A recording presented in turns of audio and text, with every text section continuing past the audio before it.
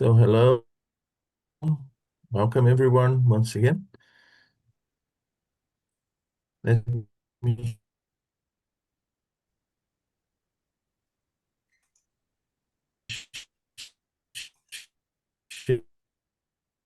share my book so we can start our study today.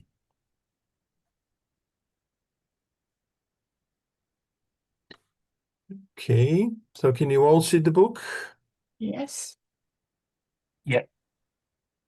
Yes, good.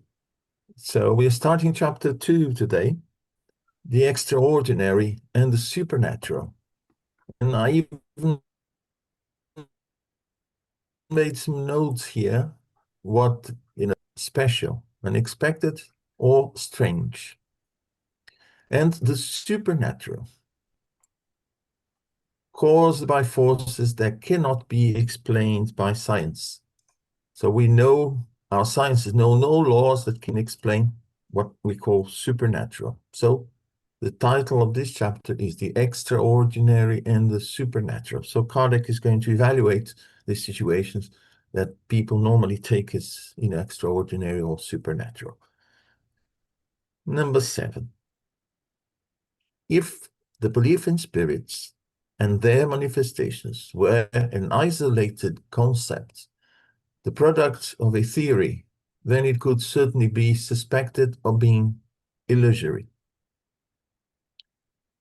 If it's something that just a few people believe, or the results of, a theory that has, very clear limitations, yes, we could say no. The chances of that not being true is great. So Kardec then carries on. But who can explain to us why it may be found to be so alive among all ancient and modern cultures and in the holy books of all known religions? We see that in these, what we call extraordinary supernatural spirit manifestation. It's recorded since, we know about the existence of human beings on this planet. All religions, I would say all civilizations, all group of indigenous people, during all different times, and they all had these accounts. They all believed in the existence and survival of spirit. The fact that we can't explain with our known laws today, especially the laws that derive from our sciences, academic sciences, which are, I would say, very much on the ground floor of the reality. They can explain what, is very close to us, which is basically material. And slowly we are advanced and getting into a different realm. But before you lay your foundations, you can't start building, all the stories. You just have to go one story at a time, and you need strong foundation. So it's not because our academic sciences cannot explain certain things, that it means they don't exist. And Kardec is saying the fact that basically all religions, all groups of people, they have these as part of their, um, culture. All parts of this planet, they have their own deities, they have their own way to interact with the invisible. So what Kardec is trying to say is, well, it's not something that few people believe, but it is the result of experience that people around this planet and at different times have gone through. Some critics claim that it is because throughout history, humans have loved the extraordinary. Then we must ask, what do you mean by extraordinary? And they would reply, whatever is supernatural. But what do you mean by supernatural? Whatever is contrary to the laws of nature. Then you are so knowledgeable about those laws that you know how to set limits on the power of God? Very well, then prove that the existence of spirits and their manifestations are contrary to the laws of nature. that it is not and cannot be one of those laws. This is the thing. The laws that we have to explain everything are not sufficient. In reality, they are far away from that. So how can we explain what we call supernatural and extraordinary? And if we go back, in our history, we see that, lightning was something considered to be supernatural, thunder, and so many phenomena in nature that today we accept as natural. They've crossed that line that divides natural and supernatural, ordinary and extraordinary. So it means that while we don't know, while we don't have the laws to explain, we put them, on this basket, extraordinary, supernatural. As we progress, we find the laws that govern those phenomena, and we start to explain, then we move them, we shift them from extraordinary, supernatural, natural. So I would say, as Kardec places here, so for those people who don't believe in certain phenomena, because our material sciences cannot explain, then explain that, those phenomena are impossible. In the same way that we have no laws that they can explain, the same laws cannot, deny it. So in the end, I think the right approach is to say, well, I can't explain. Maybe in the future, but not judge, put things, and jump into conclusions because I prefer to believe in that, or I prefer to believe in that other thing. Like, for instance, some very renowned, very famous surgeons in Brazil, when they had cases of a patient who underwent a surgical, spiritual surgery treatment, and that tumor disappeared overnight, disappeared completely. The honest ones, they would say, well, with my medicine, I can't explain. Something happened. I had your MRI, your X-rays from yesterday, they were there. And from today, they are not there. I can't explain why they are no longer there. So this is the honest, accepting that what I know goes this far, and, but some people, they prefer to say, no, if I can't explain, that's because it doesn't exist. So Kardec is trying to take us along that line. So use your laws to say that it is impossible, that there are no spirits. In the same way that say, I can prove they exist, prove that they don't exist then. Hi, Pablo. Listening to you, it just reminds me of there is a part of that book called What is Spiritism, which is a small book by Kardec. And in one of the dialogues, he outlines a parallel between the existence of spirits and how we find it extraordinary with things that today we find really simple and acceptable, such as the microscopic world. So if we think about the microscopic world in the 1500s or 1600s, people would find it like, what are you talking about? So you're saying that, the cells and, all the small parts of what makes us and makes matter what it is, but it is easily explainable today because we have the knowledge and the apparatus to talk about it. So I find it really remarkable.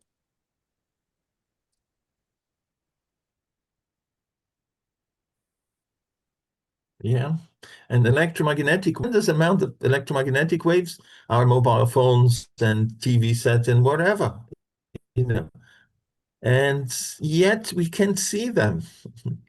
And they existed since humanity because we have light, we have thunder, everything, but we had no ways to detect, not directly, And today, with all the devices that quiet in your room, you can't believe that, yes, It's full of electromagnetic waves. Or when you think that in the quietness of your room at night, the earth is moving at tremendous speed across the universe. Can you believe that? You're not still there. You know, Yeah. we are moving at very high speed. Until we knew that, that would be, inconceivable. But yes, Pablo, indeed, you know. And our sciences are progressing. As I said, this is the difference between an honest scientist, even materialist, and the dishonest one, because the dishonest believes that the little he or she knows can explain everything. So sometimes they quickly jump and they want to deny that this is not possible, that is not possible, because in their little world, there's no explanation for that. Well, then, if we say your laws deny don't accept that, so show that the very same laws that you're using says that it is not possible. Well, so that's what Kardec, is doing here. Um, so very well, then prove that the existence of spirits and their manifestations are contrary to the laws of nature, that it is not and cannot be one of those laws. All the Spiritist doctrine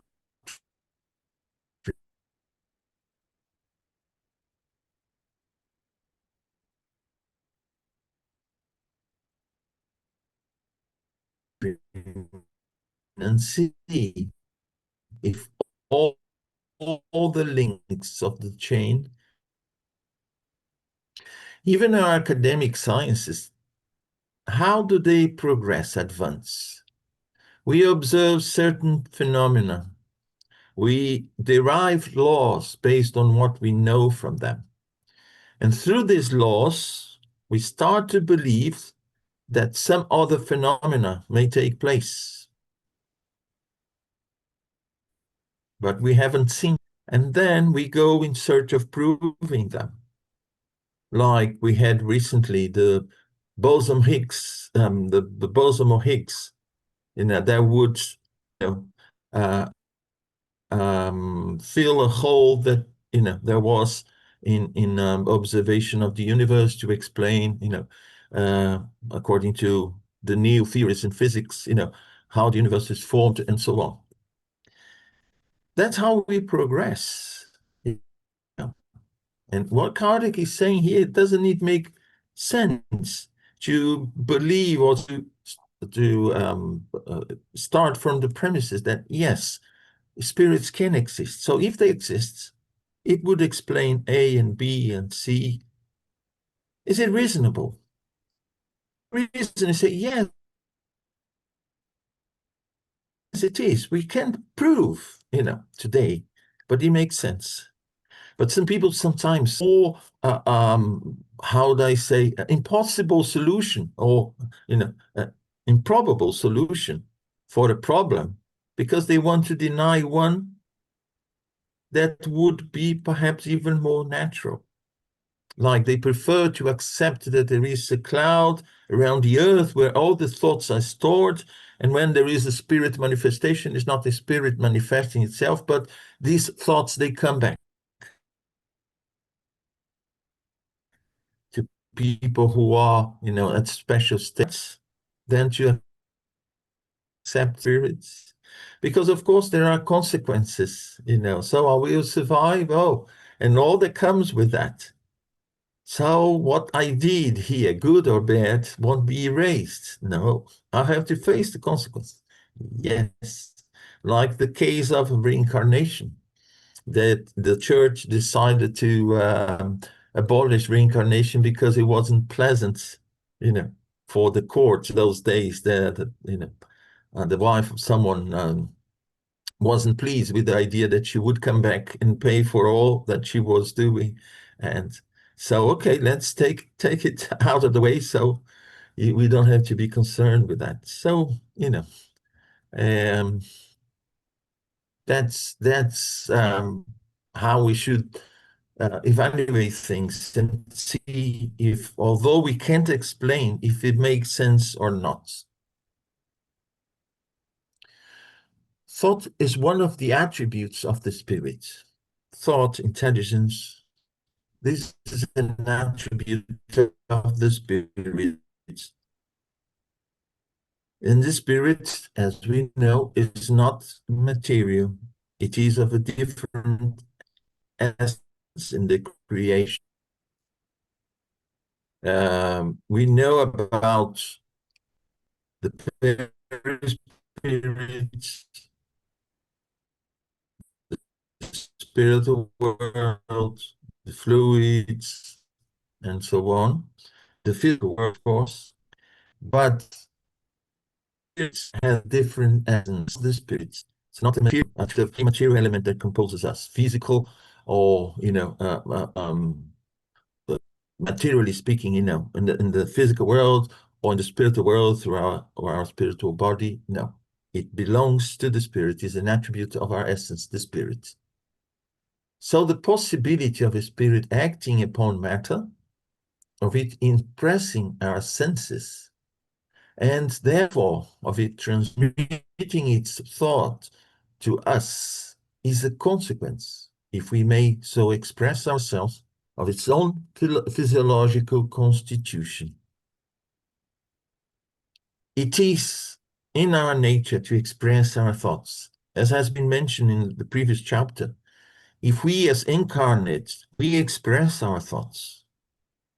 We express our thoughts, we'll see that in detail through the model and how the physiology of the perispirit, which is our spiritual body, that is the intermediary through which our thoughts materialize in themselves in the world, spirit world, physical world.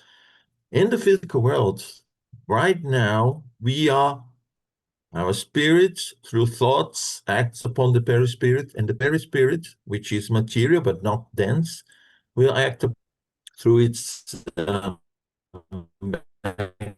mechanisms of interaction. So we manifest ourselves in the physical world, and through our body, we call it from it. We are like a machine full of sensors. In senses, we collect information from the physical world. And of course, this is transmitted to sensations through everything that the body provides to us, good and many more, who've been blocked by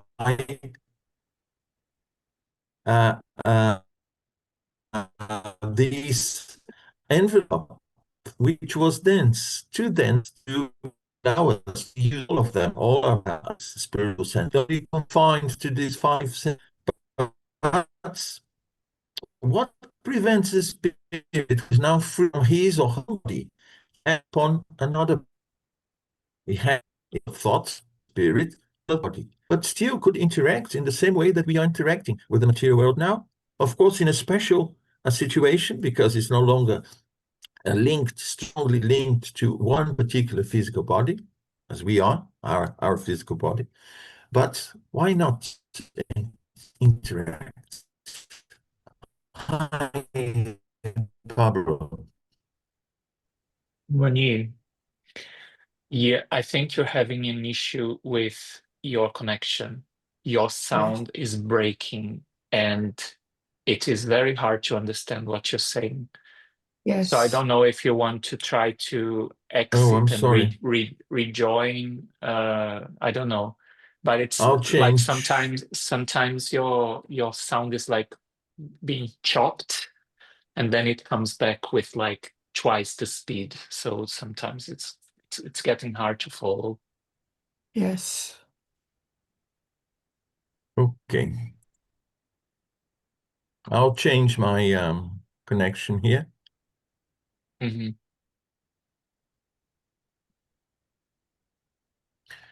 Is it better? Let me know if it, no. Yes, I changed now the connection here. So what I was saying is that briefly, I'll just summarize what I just said, that we have our spirit manifesting through our perispirit in the physical world using our physical body. And we collect through our 5 senses. Oh, I have pain. Pain is part of one of our 5 senses.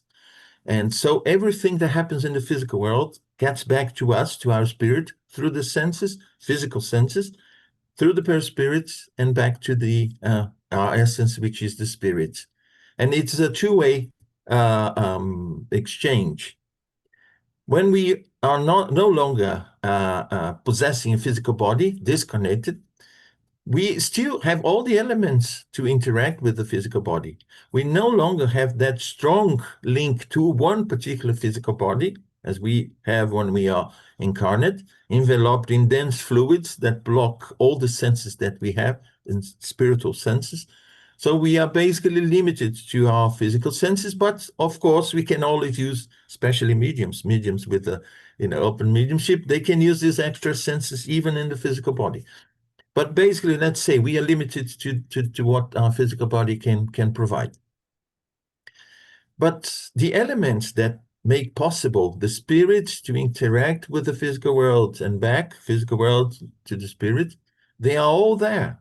What prevents someone from, interacting with the physical world through another body, the one of a medium, through a process where, perispirit and perispirit interact, and this other perispirit, through his body or her body, interact with the physical world. So what Kardec is saying is all the elements are there, the physiology, the physiological constitution is the same. So why wouldn't it be possible?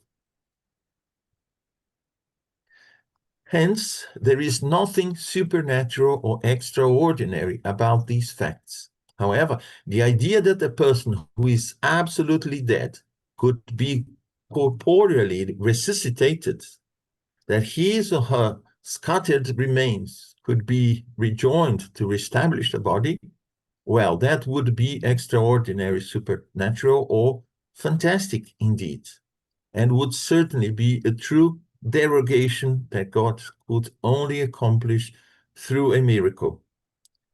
So what Kardec is saying that, yes, it is possible for, someone who is discarnated, who's dead, inverted commas, manifest in the physical world, but not, rearranging his or her former body, because this is against natural laws. So basically, he's, discarding the idea that resuscitation is possible. Let's get together all the bits, And then in the book Genesis, he explained that very, very, in greater details. It's good for those who are interested. He shows in greater details the differences. But the spirit is there, and as a spirit that we all are, incarnate or discarnate, it doesn't mean that, they are in a completely apart reality that cannot interact with us.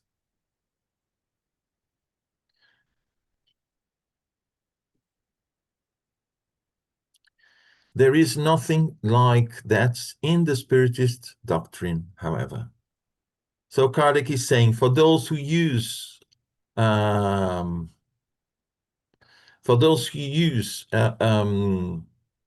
this idea of the body, coming back, the same body, getting the bits together and rebuilding the same body. So that is not part of Spiritist doctrine, because I believe some people didn't like the idea of, spirit manifestation, or even the idea within, some religions that we would come back as spirits, we would come back in the same body. And since the body is scattered in nature, how come we would, make it again?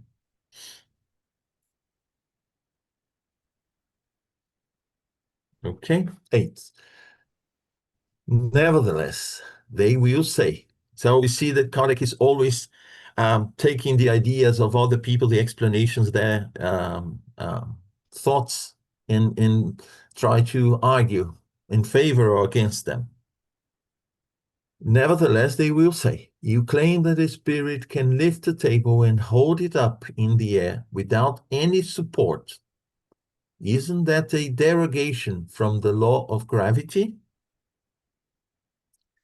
In principle, yes, we could think, especially in those days, yes, it is a derogation, because, all of a sudden, the law of gravity that we all know disappears, doesn't apply to that. What we consider to be a derogation, when we start to study, we'll see what. Today we know that, even some trains can move, lifting, a few millimeters above the track. How is that possible? Well, today we have theory enough to explain that, experience enough to explain that, and see it's not fantastic, it's not, a miracle, it's not a derogation. But, the same laws that, we experience every day, they are, acting in certain circumstances, creating these apparent derogation. Yes, from the law, as we have known it, but has nature already spoken her last words? Before the experiments involving the lifting power of certain gases, who would have thought that a heavy object carrying several persons could overcome the power of gravity? He's talking about balloons. Those days they were quite common. So it is a derogation in principle. That object is full of people, it's going upwards and not downwards. Wouldn't that at first have seemed extraordinary or diabolical to a common individual? A century ago, however, whoever proposed to transmit a telegram to a distance of 1,500 miles and receive a response in only a few minutes would have been considered crazy. He's talking about the telegraph. Well, let's, put our eyes in today's world, mobile phone, internet, and, whatever. Things we have taken, as natural in our daily life. Some of them actually so in our daily life that we can conceive living without them, Try to live a day without the internet, without mobile phone, or so we see that, yes, what is supernatural, what is impossible today, who knows, without derogating divine laws. This is the thing, the beauty. The divine laws are the same. It's just that we are ignorant about them. We are ignorant about all the phenomena. I ask myself every now and then, how many natural phenomena are taking place that we cannot see or detect? They are there, hidden from us. But then one day, sooner or later, we'll be exposed to them. As Pablo mentioned, the microscopic world. Until we had the microscope, we wouldn't, believe they existed. But today we see things. So to say that, yes, all that exists, I can explain with what I know. And if I can't explain with what I know, it doesn't exist. It's supernatural or extraordinary. And if it had actually occurred, everyone would have believed that such a person had had the devil under his or her orders, because back then only the devil was capable of traveling so quickly. And yes, it's the line of thought that people used to take. No, it is impossible. But if it happens, it is the work of the devil, because the devil was the most powerful thing that people knew. So that was the only possible explanation. Monique, could I say Yeah. something on that just came Oh into yes, my... sure. It's so important just for us to kind of think a little bit about what people say in these situations, because if you think they give more power to the devil between, you know, brackets, than God itself. And kind of, you know, is a way to kind of bring God more to a anthropomorphic form than anything else. Yeah. But yeah, slowly humanity is progressing, and the thing is, some people, they come from believing in everything to denying everything. So we have these two groups of people.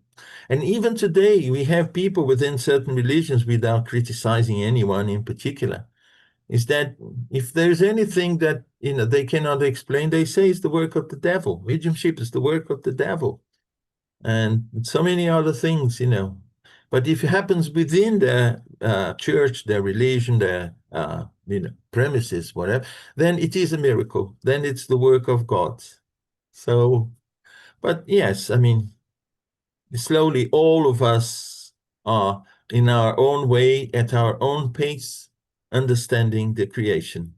We are far away from, you know, a reasonable amount of understanding, but we are on the way.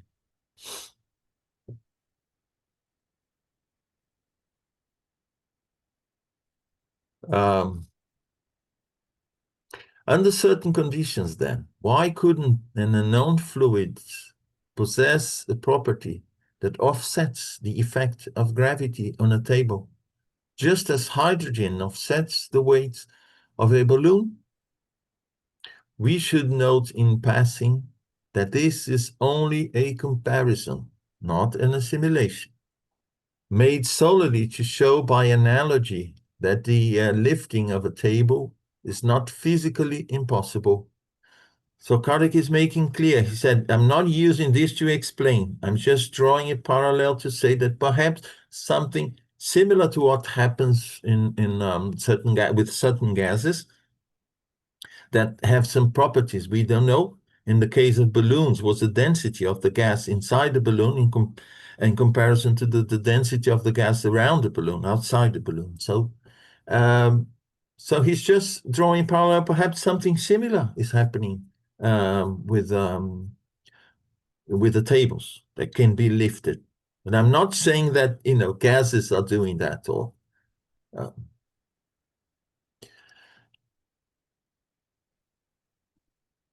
okay, let me.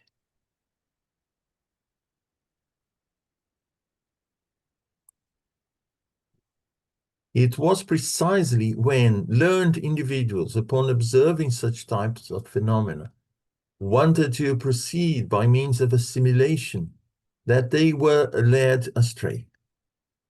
The phenomenon exists nonetheless, and all the denials in the world cannot make it otherwise, because denial does not constitute proof. For us, there is nothing supernatural about it, and that is all we have to say about it for now. So what Kardec is trying to say is, if you take the lifting of tables or heavy objects in the turning tables events that they had, and say you can explain with the same explanation you have for balloons, for instance, Kardec say, well, you would fail, because I'm not saying it is the same thing. I'm saying that maybe there is something there similar to what happened to balloons before we could explain that.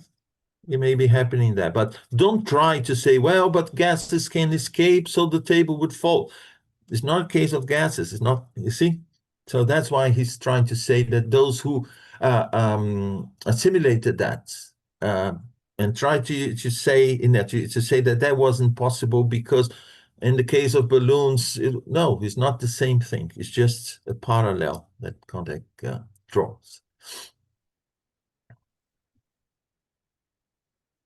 9. If the facts of the phenomenon is proven, they will say, then we will accept it, and we will even accept the cause you attribute to it, that is, an unknown fluid. But who can prove that spirits are involved? That is what is extraordinary and supernatural. So this is what Kardec says, well, sees these other people saying, their arguments. It's like, playing table tennis, you with yourself, you make the questions and you try to find the answers to the arguments to accept or contradict that. To meet this objection, a full demonstration of the phenomenon would be necessary, which of course would not be plausible here. Besides, it would comprise a redundancy since the phenomenon is emphasized in every other aspect of the teaching.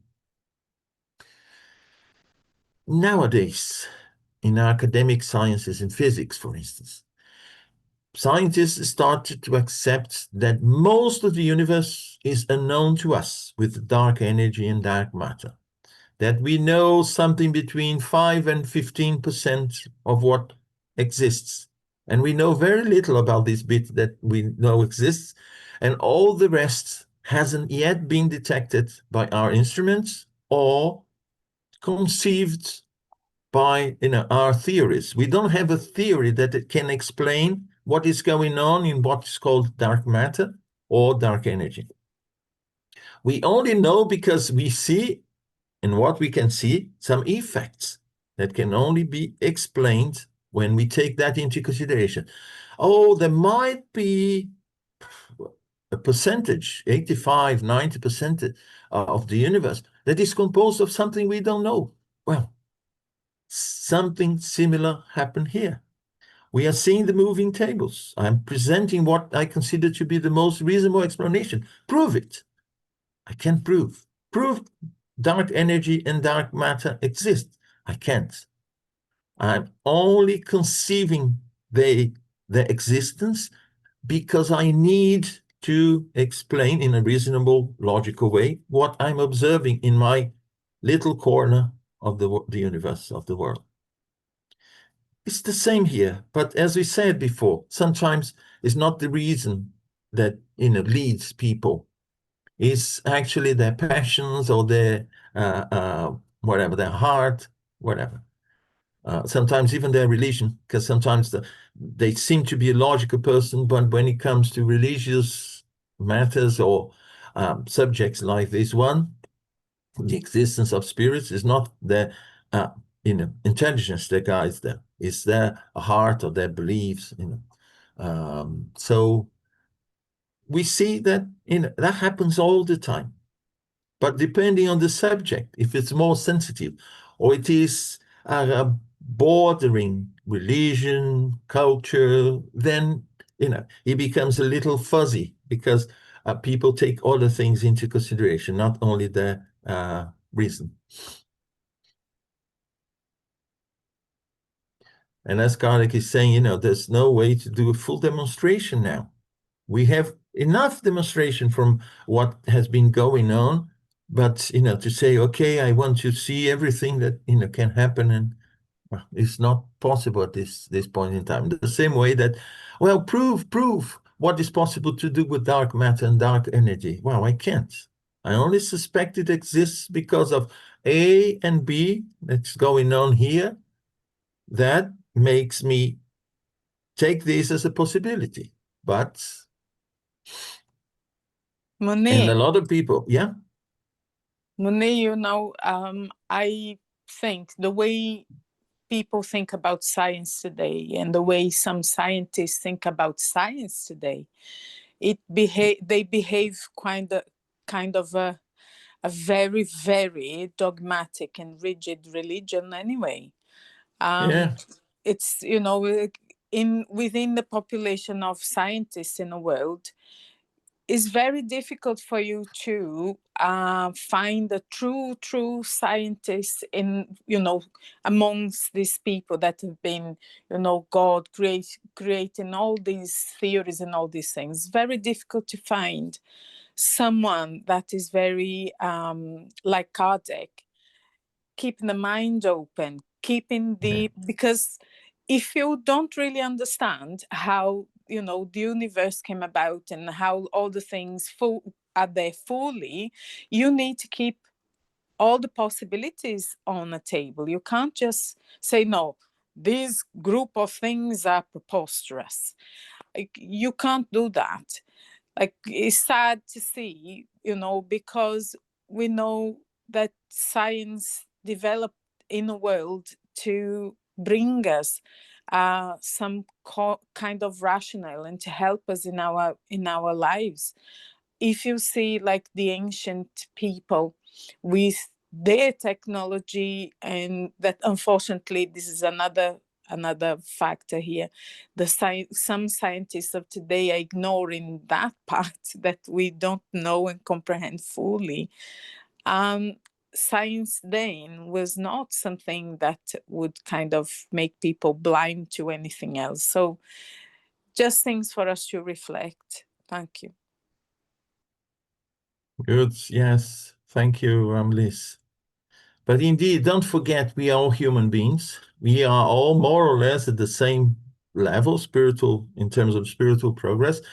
So the same vices and virtues that, we will find in every part of our life in society, as scientists, as religious people, as common citizens. You see, it shows wherever we are, we leave our fingerprints there. It shows who we are in terms of. So if we are very materialistic, we'll be a materialistic scientist, a materialistic teacher, materialistic whatever. If we are, how do I say, someone who is very much sort of prone to accept the fantastic, we will accept everything. It's the more fantastic it is, the easier for us to accept, because it's my tendencies, the level of spiritual progress I've made. So we see the Inquisition now within the universities, you see? Not that everyone is like that, but we see, because the level of spiritual development of the individuals is, it's the same everywhere in all activities of society. And as some people say, we find the spectrum of society, of individuals everywhere.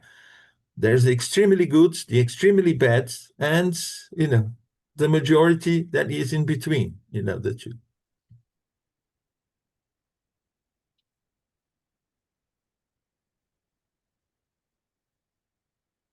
How is my connection now? It's better? Okay, good. Yeah. Nevertheless, in order to sum it up in a few words, we will state that the phenomenon is theoretically based upon this principle. Every intelligent effect must have an intelligent cause. So it guided Kardec throughout the compilation of the Spiritist doctrine, that, motto, that every intelligent effect must have an intelligent cause. If the turning tables are not just chaotic movements, but they answer questions, it shows there is an intelligence behind that. What intelligence? As I said before, some people say, oh, is this something is in the cloud and it comes and, acts upon the table. They prefer to believe that and to accept that, no, these are the deceased. They are now on the other side, but not too far from us. And they still have their spiritual body that can interact in the physical world through very special circumstances. It doesn't happen all the time in all different forms and shapes, and no, it happens under very specific, special circumstances, but it is possible. Do we have lightnings every day? Do you have rain all the time? Well, depends on the country, yeah. So what I'm saying is that, certain phenomena in nature, they occur under very specific circumstances. Until we, and we meet those circumstances, we won't see them. And it's the same here. The spirits can manifest themselves, but provided they meet the right circumstances. In practice, this means that concerning the observation of so-called spirit phenomena, having given evidence of an intelligence whose cause could not have originated in matter, that this intelligence did not originate with the observers themselves, a fact that was proven from the experiments themselves, but had to be independent of them, and that since the being who produced them could not be seen, then this intelligence had to be regarded as an invisible being.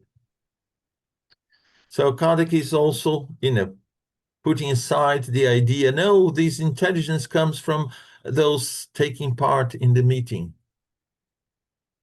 And then they show that some information, some knowledge that came through the phenomenon actually wasn't known to anyone present there. No, but they're subconscious. You see, people can always find all sorts of extraordinary explanations, but just to deny that they don't want to accept the existence of spirits. And sometimes it has a very strong emotional element to that. Because they say, oh, my dear, my poor mother, so she's alive, where is she? Why hasn't she talked to me? And you see, so some people, they have this type of attitude, denial, because they don't want to face the emotional consequences of that. But, well, each one has his or her own reasons for when they are stubborn in this denial, to behave like that. And of course, we should respect, unless they are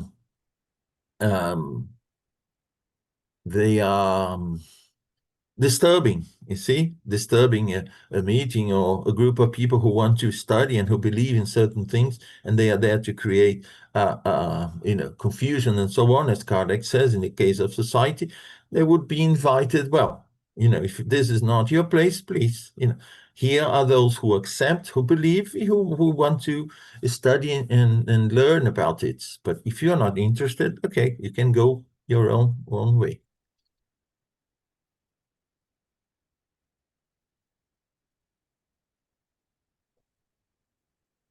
Thus, proceeding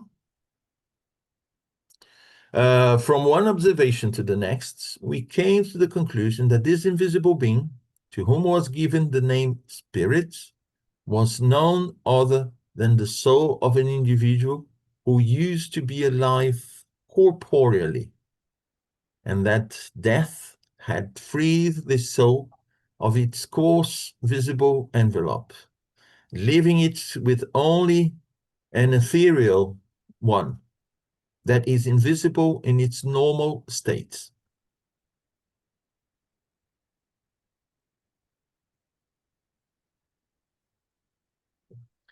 In this, then, the extraordinary and supernatural are reduced to a most simple explanation.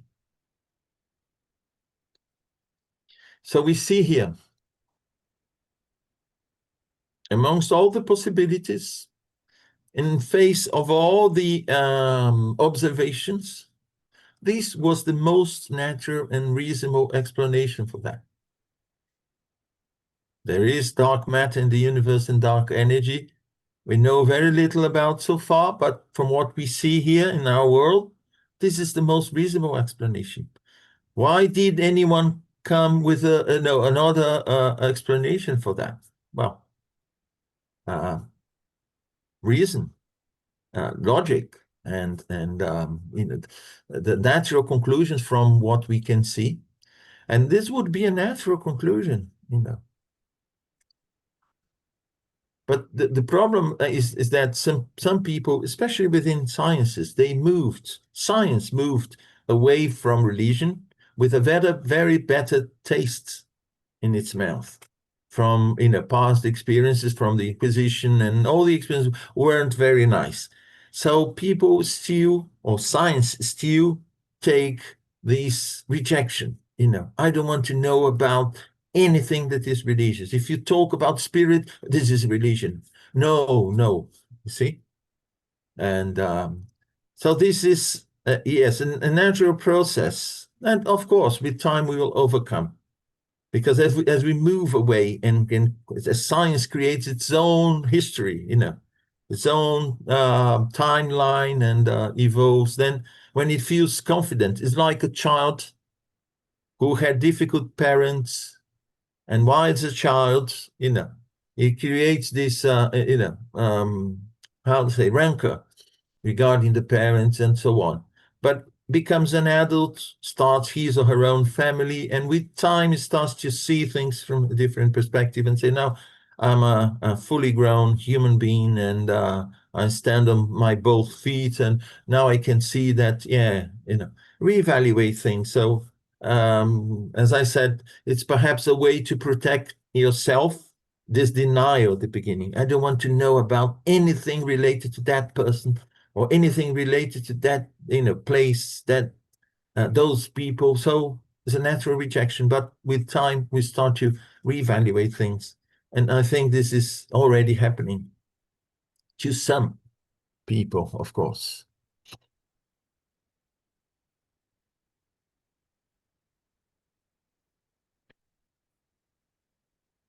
The existence of these individual beings having been proven, it was then shown that their action upon matter results from the nature of their fluidic envelope. This action is intelligent, since, upon dying, they lose only their body and retain the intelligence that comprises their true essence. As I said before, our intelligence, our thoughts emanate from the intelligent being that we are, which is our spirit, the essence.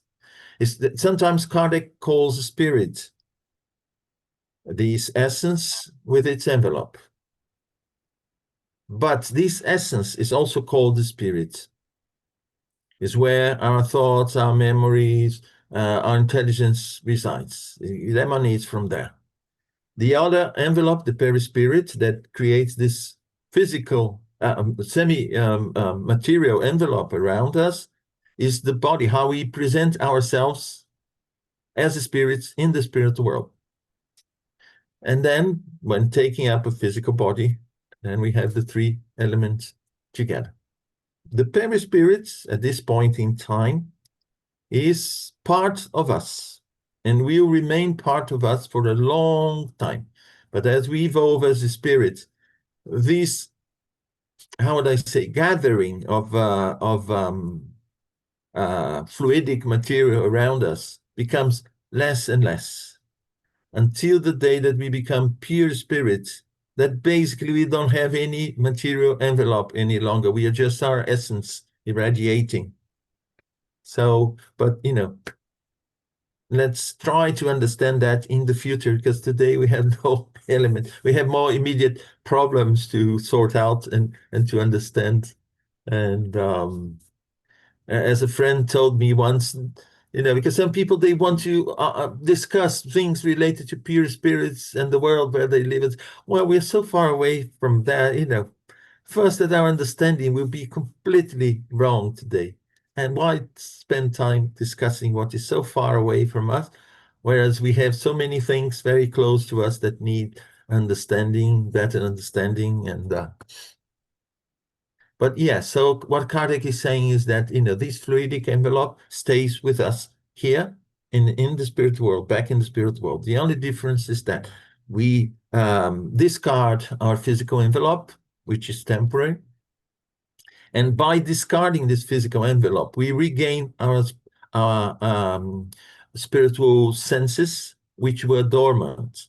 The body is very heavy. So basically, it restricts the manifestation of our spirit through our perispirit to our physical body a little bit more, of course, right? Even in dreams, when we detach ourselves from our body, when you go to places in the spirit world and so on, we are still carrying a lot of dense energy that is part of our connection to the body. And this dense energy creates also a limited perception for us as spirits in the spiritual world. We may even detaching ourselves from the body during the night, at night. We may only stay around here in what people say, you know, the energetic side of the material world, the double, some people call it.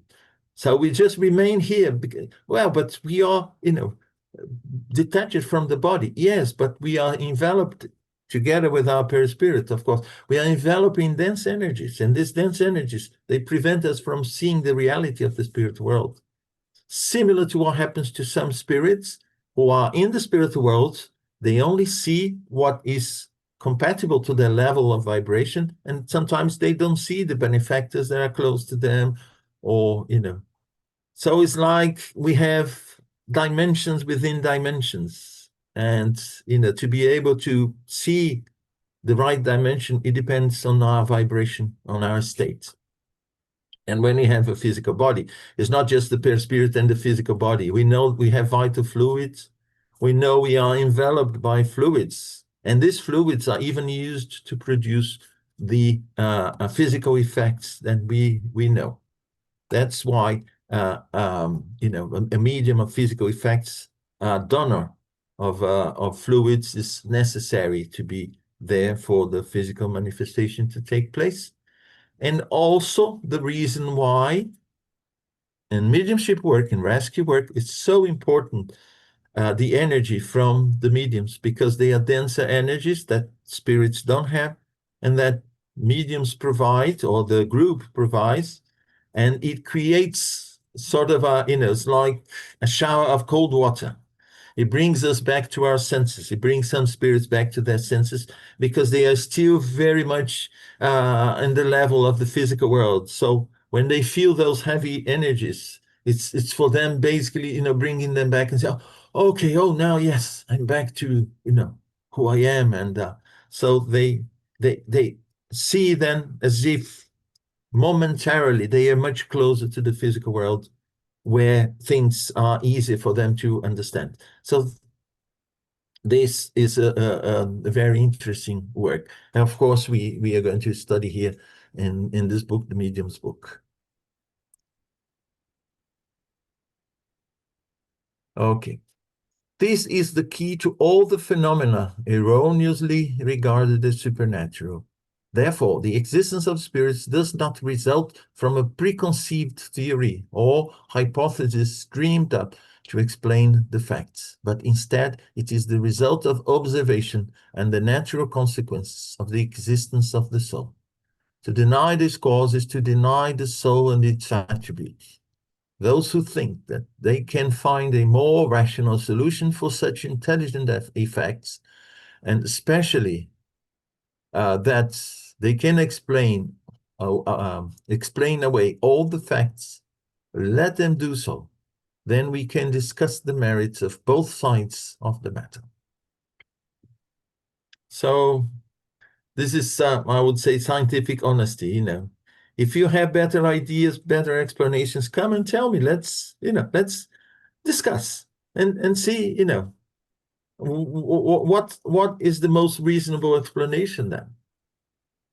You see? And Kardec says this is not something that I dreamed up, or some people dreamed up. Kardec didn't even believe in all this until he was taken to one of these turning table sessions, and he saw that, and he went there with his honesty and saying, well, you know, let me observe these phenomena. And so all these came through his reasoning and efforts to find an reasonable explanation for that.